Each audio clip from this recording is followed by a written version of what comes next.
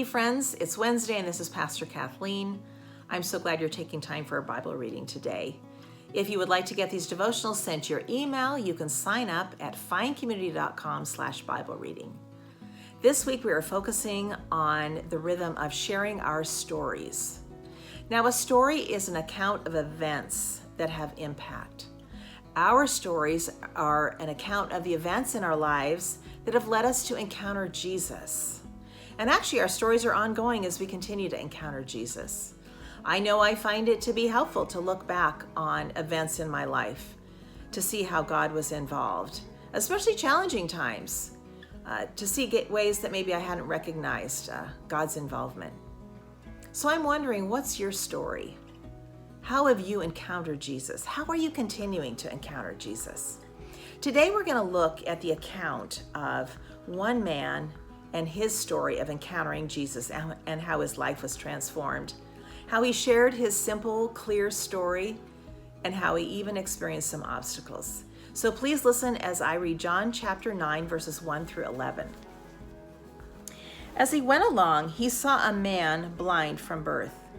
His disciples asked him, "Rabbi, who sinned, this man or his parents, that he was born blind?"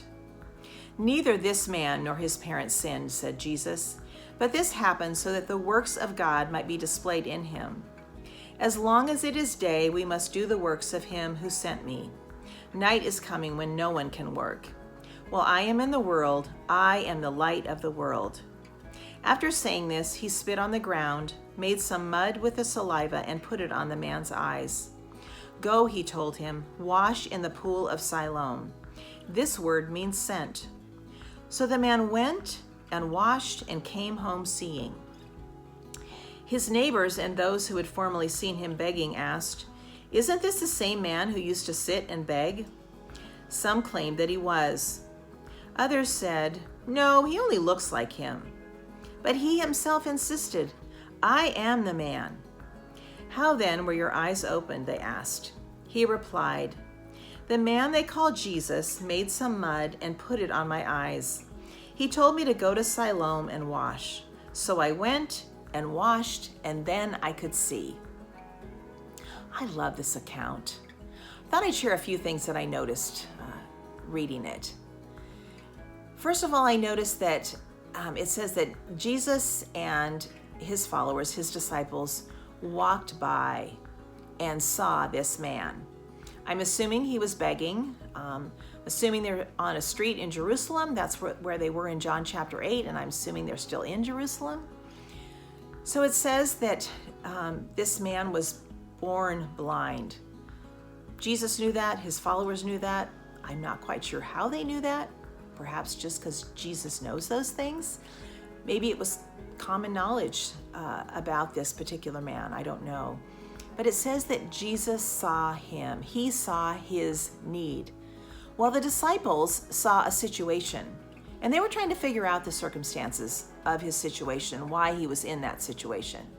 But Jesus turned that discussion and didn't go into a theological debate about sin and suffering, because he saw the need in someone's life, and he saw the opportunity to show love and mercy and demonstrate care and healing. And so that's what Jesus does. It describes how he brings about healing for this man. He made mud, he took the dirt, mixed it with his saliva, and put it on his eyes. Now, this was actually kind of common practice for spiritual leaders in this time, and so Jesus was just using that common method to bring about healing in this man's life. So he puts the mud on his eyes and then gives him simple instructions. And it's so interesting to me that the man did not, he just did it. He knew his need. He had a longing and desire to see, and he had a sense of hope that this person, Jesus, could help him. So it says that he went and washed in the pool of Siloam.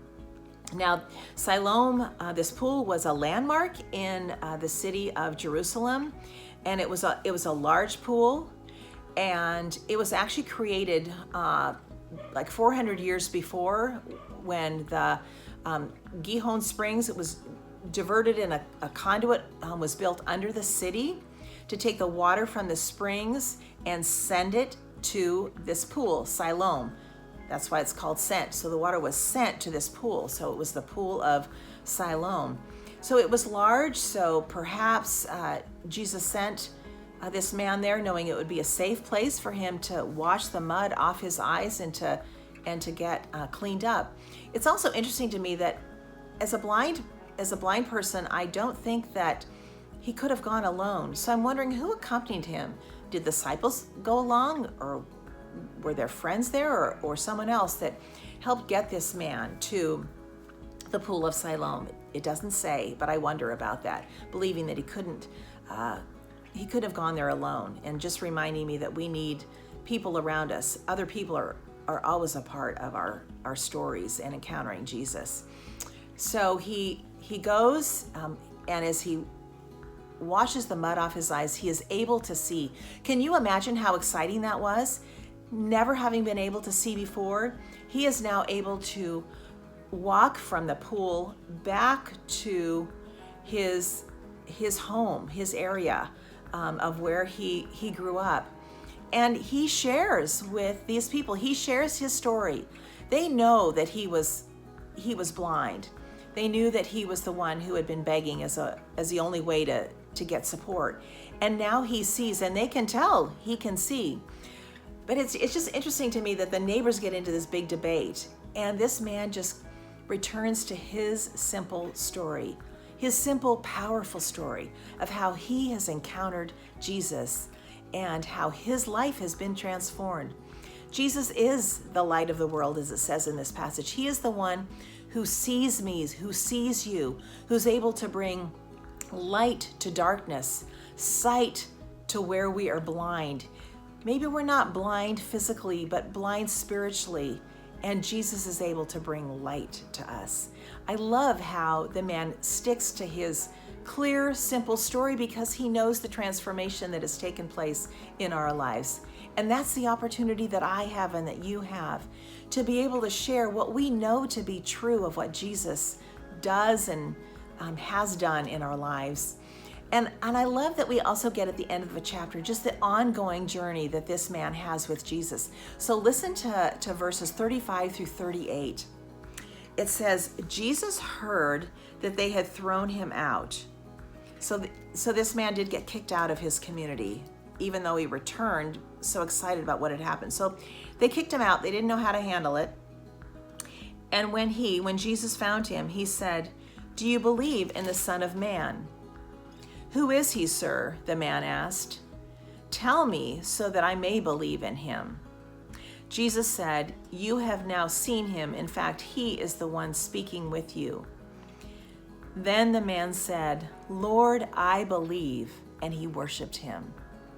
So it's just this ongoing journey that this man had of encountering Jesus, to understand more in depth of who Jesus was and all that he had done and wanted to do in his life. It says he worshiped him. But I just love the fact that Jesus again went looking for him. He knew what had happened. He went looking for him. And he just explained more fully who he was, and this man continued to respond. So I'm wondering, again, what your story is. How have you encountered Jesus, and how are you continuing to encounter this God who continues to see us and go after us? I know for myself, my beginning, my main part of my story began as a teenager. When I was looking for purpose and meaning, I was discouraged and maybe kind of depressed, and just didn't have answers to life's questions that I was asking. And I had friends who invited me to a campus group. It was sort of like our CBC youth group, but this was actually sponsored through our high school. And they had midweek meetings, and I went, and it was fun. And I always heard a story about how someone had encountered Jesus. I heard their story of how they had encountered Jesus, how their life had been changed, and how they were living with greater purpose and meaning. And after several months, of my continuing to seek and understand, I responded to Jesus' invitation in Matthew chapter 11, verses 28 through 30, where he says, "Come to me all who are weary and burdened, and I will give you rest.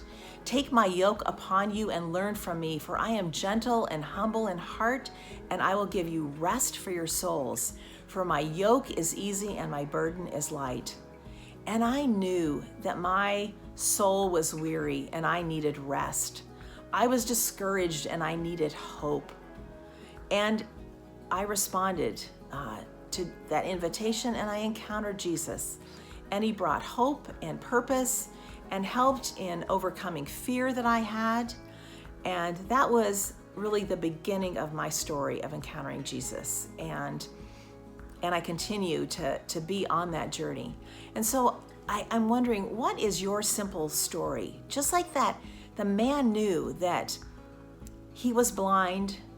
Jesus put mud on his eyes, told him to go and wash, and he did, and he returned home seeing. So what is the simple story that you have and that I have that I get to share with people? The joy and the excitement over what Jesus has done and is doing in our lives. So I hope that during this time, you have special opportunities to share at least part of your story with those who are seeking. Have a great day.